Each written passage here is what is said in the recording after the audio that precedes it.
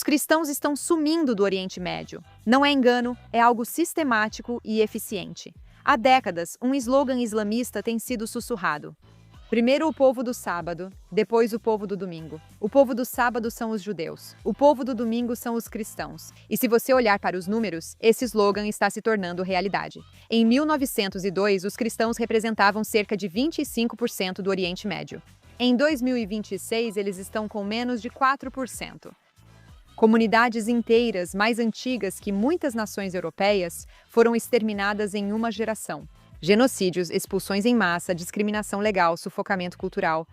E apesar do que muitos comentaristas ocidentais afirmam, Tucker Carlson, Israel não é a causa desse padrão. Na verdade, é a exceção a ele. À medida que movimentos islamistas crescem pela região e pelo mundo, os cristãos estão sempre entre os primeiros a serem alvo. E se você não acredita nas manchetes, acredite na história.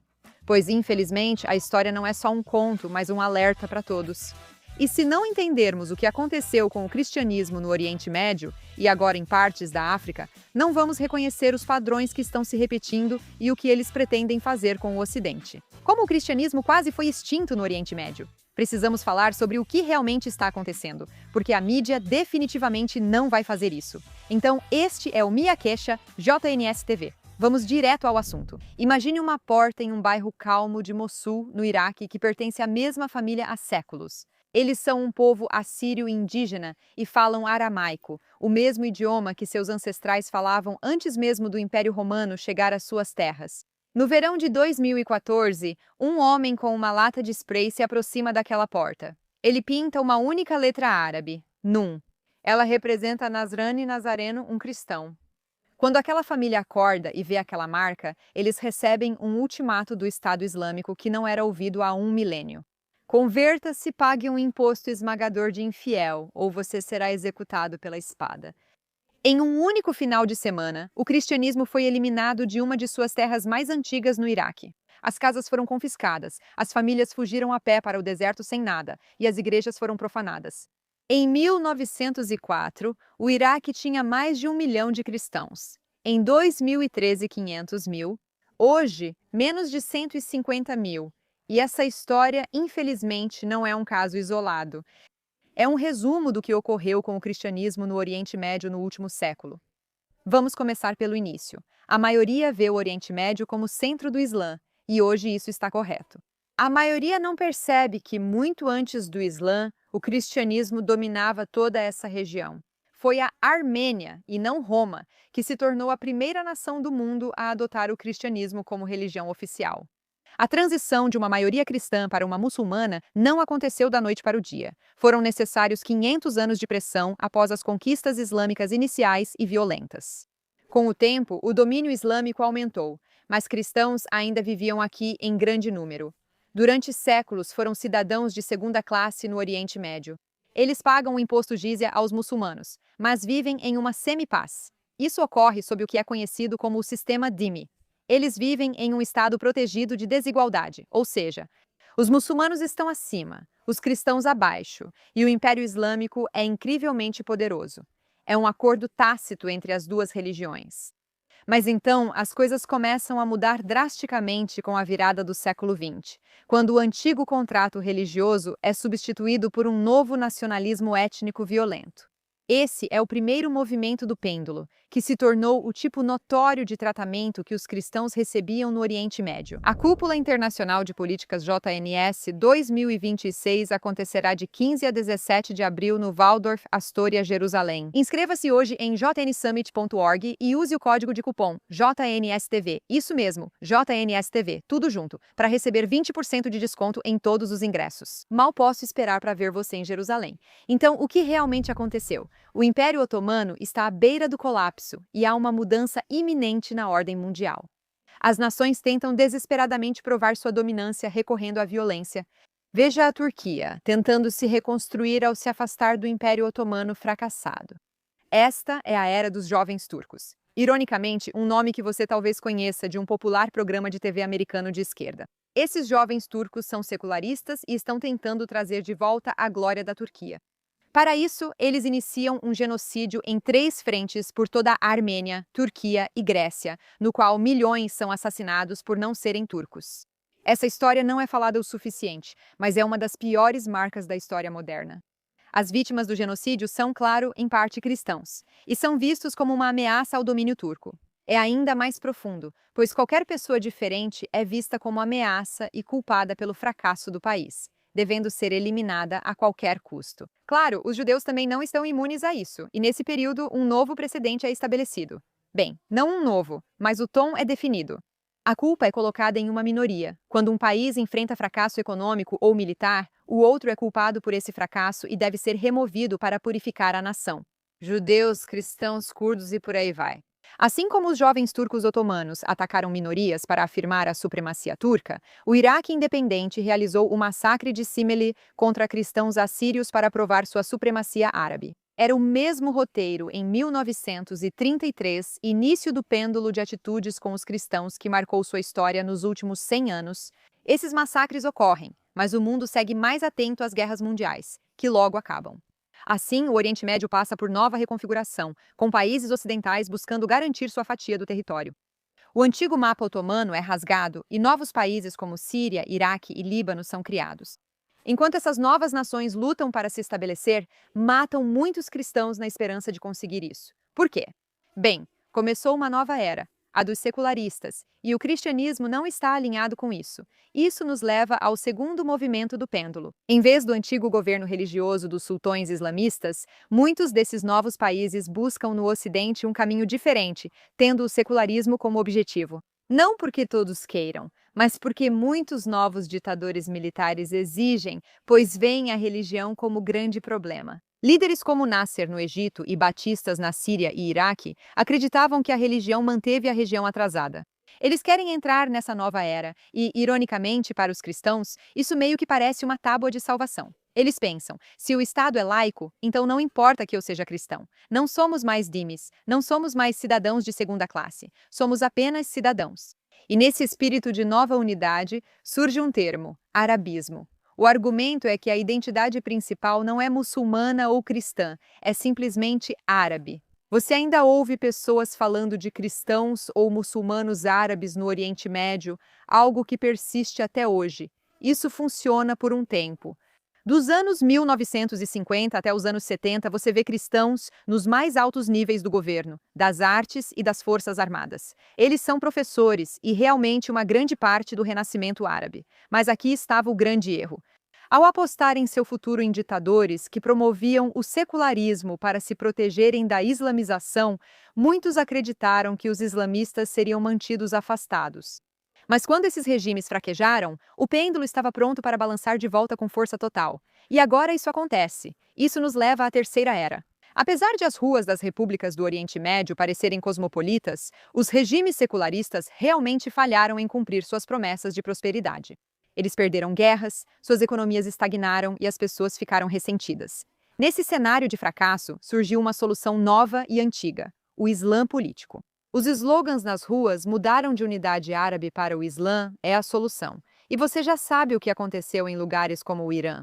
Isso agora se espalha e a islamização está de volta. Quando o sonho secular morre no Oriente Médio, os cristãos ficam completamente expostos. Eles passaram décadas se identificando como árabes para se encaixar, mas esse novo movimento só se importa com a teologia, já que o cristianismo não se alinha ao Islã. A dominação islâmica agora é o nome do jogo. E os cristãos, é claro, nos próximos 50 anos, serão perseguidos por seu modo de vida. Os judeus deixaram esses países há muito tempo. Eles foram expulsos nas décadas de 1940 e 1950 e, de certa forma, serviram como um alerta precoce, assim como vemos hoje. Mas o mundo ignorou o aviso. Agora, a máquina de perseguição mira o principal grupo remanescente. Os cristãos são vistos como os remanescentes da era secular fracassada e agentes do Ocidente, e nem todos são expulsos, mas muitos são forçados a viver sob condições terríveis, o que na verdade nos leva aos dias de hoje. Não, isso não é mais uma lição de história neste momento. Esta é a nossa realidade atual. Uma história de 2000 anos quase foi apagada em um século. Começando como cidadãos de segunda classe, passando por genocídios, depois por uma falsa aliança de secularismo, e então a islamização retorna e os cristãos são basicamente expulsos. Havia de 20 a 25% de cristãos no Oriente Médio em 1904, e agora esse número está lutando para se manter em 4%. As razões para essa drástica diminuição não são apenas surtos genocidas, embora tenha havido muitos ao longo dos anos, quase todos realizados por islamistas ou nacionalistas. Isso se deve a vários fatores, como a emigração. Por que você ficaria em um lugar onde não pode viver sua religião em paz? Vamos ser claros. Muitos cristãos não queriam sair e muitos ainda ficaram, mas eles estavam sendo pressionados a sair, seus países tornavam suas vidas miseráveis. A ideia de liberdade religiosa não era aceita aqui. Você tem o retorno de leis que tornam quase impossível construir uma igreja, quanto mais consertá-la ou testemunhar em igualdade em um tribunal. Seus filhos sofrem bullying, seus negócios são boicotados e sua segurança nunca é garantida pelo Estado, porque, na verdade, você é considerado um traidor, mesmo que seja um traidor autorizado a viver no mesmo domínio. O Oriente Médio não perdeu seus cristãos só por expulsões ou violência, como ocorreu com os judeus. Por isso ainda há muitos cristãos na região. Eles os perderam para uma cultura que tirou suas liberdades religiosas. No Líbano se vê a forma mais dolorosa desse roubo, pois era o único lugar feito como santuário. Quando as fronteiras foram definidas nos anos 1920, o Líbano era a exceção. Um país criado com uma clara maioria cristã de 53%, para que o povo do domingo finalmente tivesse um lar onde não fossem dhimmys de segunda classe. Tornou-se a Suíça do Oriente Médio, um farol de bancos, arte e liberdade intelectual, mas o pêndulo do século XX acabou invadindo esse santuário. Após uma guerra civil brutal de 15 anos e a ascensão do Hezbollah, milícia islamista apoiada pelo Irã, que criou um estado paralelo, a comunidade cristã viu seu lar ocupado cultural e politicamente. E sim, esse é o termo correto para a ocupação. Hoje, a maioria desapareceu. Os cristãos caíram para cerca de 33% da população e o roubo não foi apenas um massacre isolado, como aconteceu com os armênios, mas sim um esvaziamento sistemático da esperança. Isso forçou a maioria das famílias educadas a ir para o Ocidente, provando que nem mesmo um país criado para cristãos conseguiu resistir à pressão esmagadora da monocultura de islamização ao redor.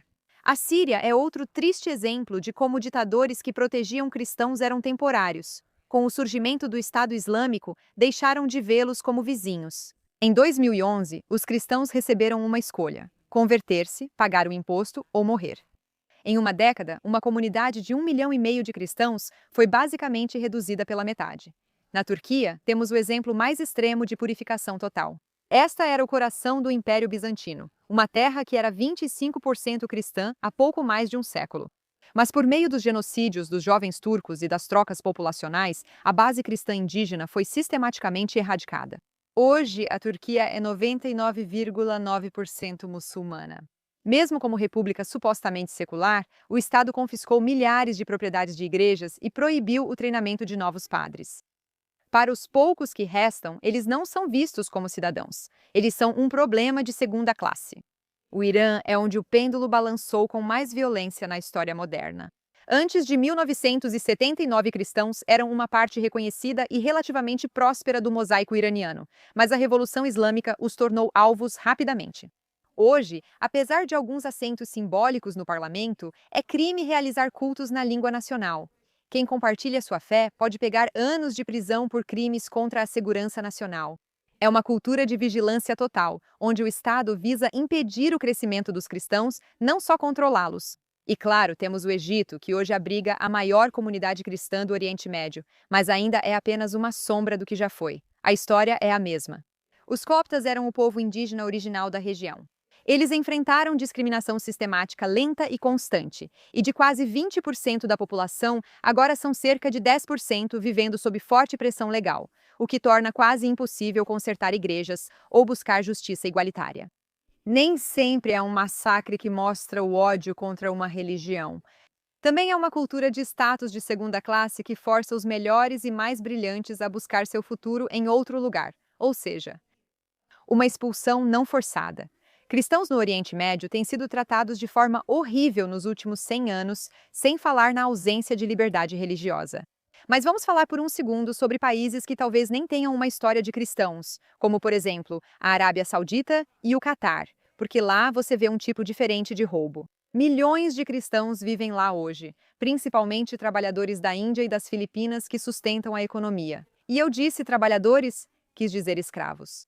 Mas a liberdade religiosa deles é inexistente. Na Arábia Saudita, é 100% ilegal construir uma igreja ou até mesmo rezar em público.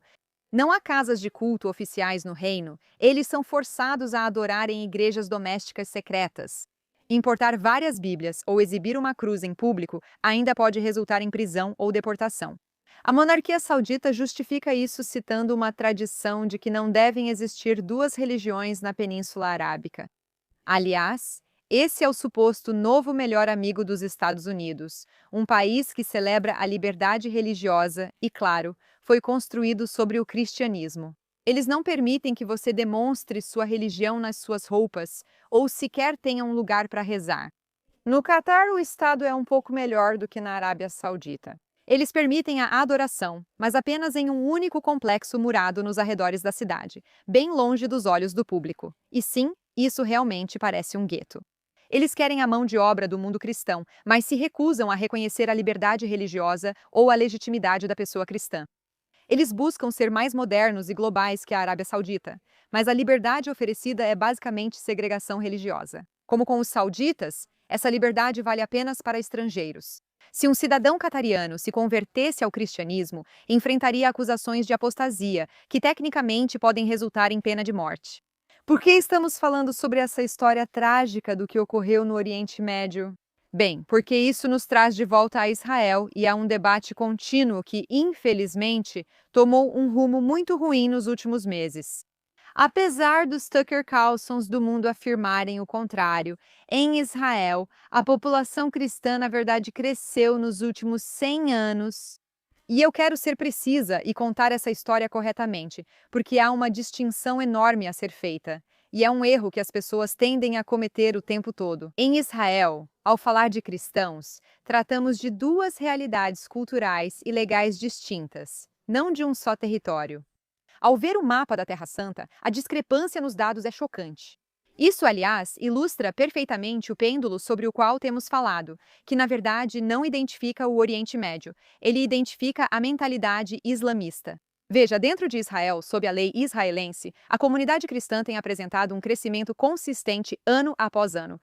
Em 1948, havia cerca de 34 mil cristãos no novo estado. Hoje, esse número já ultrapassa 185 mil e não são apenas estrangeiros.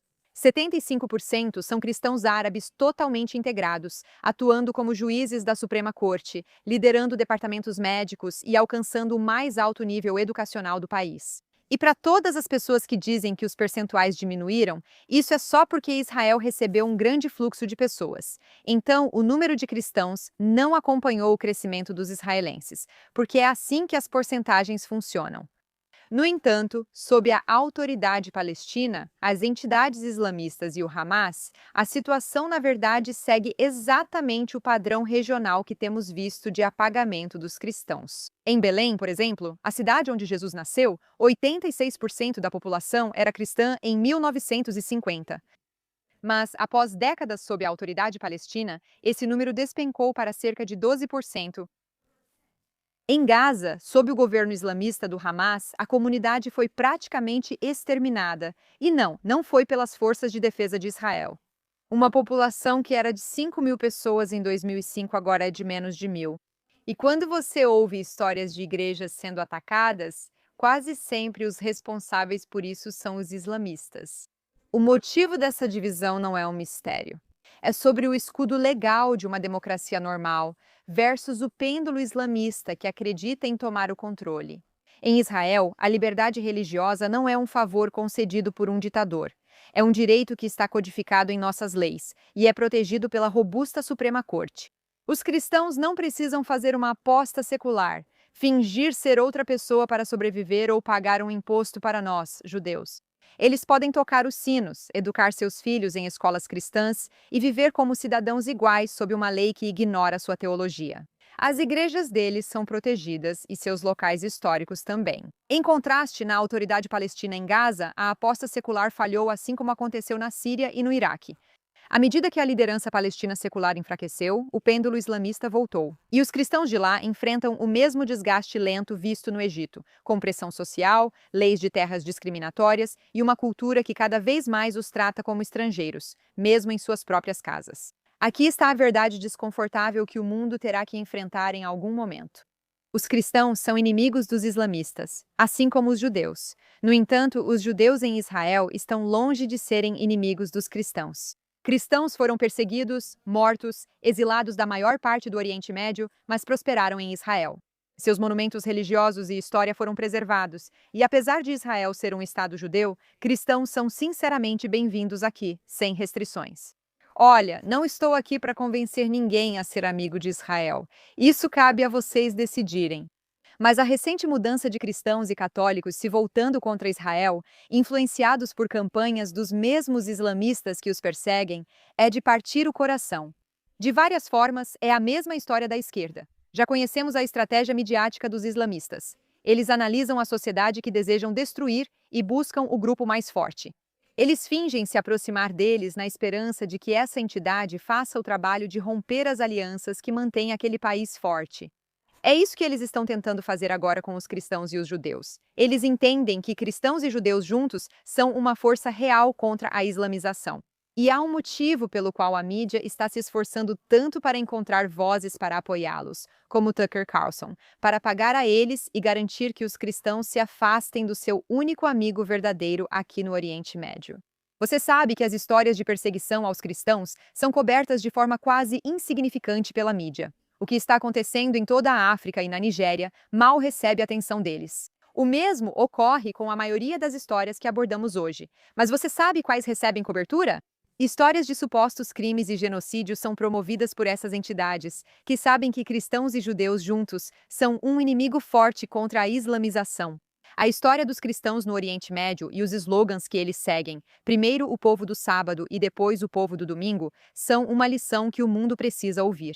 Você não precisa procurar muito para ver o que eles planejaram e lembre-se da simples verdade de que, antes das tomadas islâmicas, esses lugares tinham maioria cristã, assim como o Ocidente tem agora. Estudamos história para aprender com ela, pois sua lição é sombria e a trajetória dos cristãos no Oriente Médio é desoladora. Porém, em tempos difíceis, devemos buscar a luz e aprender com ela. E aqui, neste momento, a luz, meus amigos, é Israel. Eu sou Ira K da JNS TV e vejo vocês na próxima vez.